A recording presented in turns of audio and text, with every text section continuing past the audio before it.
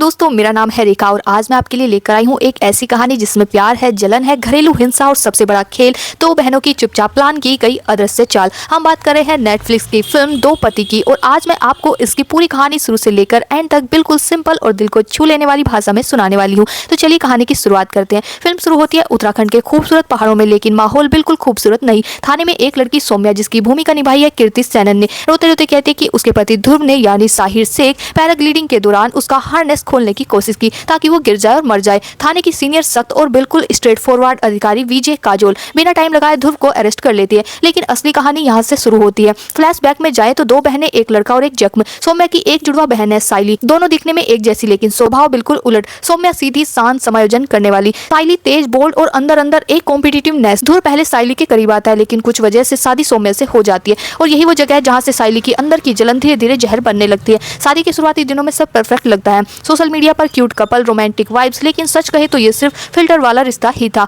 धीरे धीरे ध्रुव का असली रूप सामने आता है, गुस्सा, ईगो, कंट्रोल और फिर घरेलू हिंसा। सौम्या पर हाथ उठाना, धक्का देना, अपशब्द, ये सब उसकी जिंदगी का हिस्सा बन जाता है। ध्रुव का बिजनेस भी डूबने लगता है और वो अपनी नाकामियों का गुस्सा सौम्या पर निकालने लगता है। बात होती है विजय की एंट्री, एक ऐसी अफसर जो घर का मामला नहीं मानती। विजय यानी काजोल का बैक स्टोरी बड़ा दिलचस्प है। वो उन लोगों में से है जो अपने ही भाई को भी जेल भेज सकती है अगर वो गलत निकले। उसके सामने डोमेस्टिक वायलेंस सिर्फ मैरिज का झगड़ा नहीं बल्कि एक क्राइम है। वो ध्रुव की पूरी पास्ट इन्वेस्टिगेट करती है और निकलता है कि ध्रुव के खिलाफ पुराने भी हिंसा और अटेम्प्ट टू मर्डर जैसे केस है। विजय को क्लियर हो जाता है कि ध्रुव वायलेंट है और सौम्या को बचाना जरूरी है। पैराग्लाइडिंग वाला दिन, सच और आधा सच। होली के दिन सौम्या डिसाइड करती है कि शायद ध्रुव बदल सकता है। वो उसे पैराग्लाइडिंग पर ले जाने की कहती है, वही एक्टिविटी जिससे उसकी लव स्टोरी शुरू हुई थी। लेकिन ऊपर हवा में चीख सुनाई देती है और फिर कहानी वहीं आती है जहाँ फिल्म शुरू हुई थी। सौम्या का आरोप कि ध्रुव ने उसे मारने की कोशिश की। विजय सारे सबूत इकट्ठे करती है, medical reports, statements, angle, harness की कंडीशन, और कोर्ट में सौम्या के फेवर में आर्ग्यू भी करती है। राजनीतिक दबाव और ध्रुव के पिता की ताकत के बावजूद ध्रुव को 13 साल की सजा हो जाती है। यहाँ तक हम ऑडियंस यही सोचते हैं ध्रुव गुनहगार है, सौम्या विक्टिम है, बस मामला खत्म। लेकिन केस खत्म होते ही विजय को कुछ बातें खटकती है। टाइमिंग, हार्नेस के कट का एंगल, बहनों के स्टेटमेंट्स और कैमरा फुटेज। फिर पता चलता है दिन का सबसे बड़ा ट्विस्ट। पैराग्लाइडिंग से ठीक पहले दोनों बहनों ने अपनी जगह बदल ली थी। उड़ान में जो लड़की थी वो थी साइली, सौम्या नहीं। वो हार्नेस, सैबोटेज, वो पैनिक सब बहनों का प्लान था। मतलब सौम्या डोमेस्टिक वायलेंस से निकलना चाहती थी, साइली खुद वो कंट्रोल वापस लेना चाहती थी जो बचपन से उससे छिनता गया।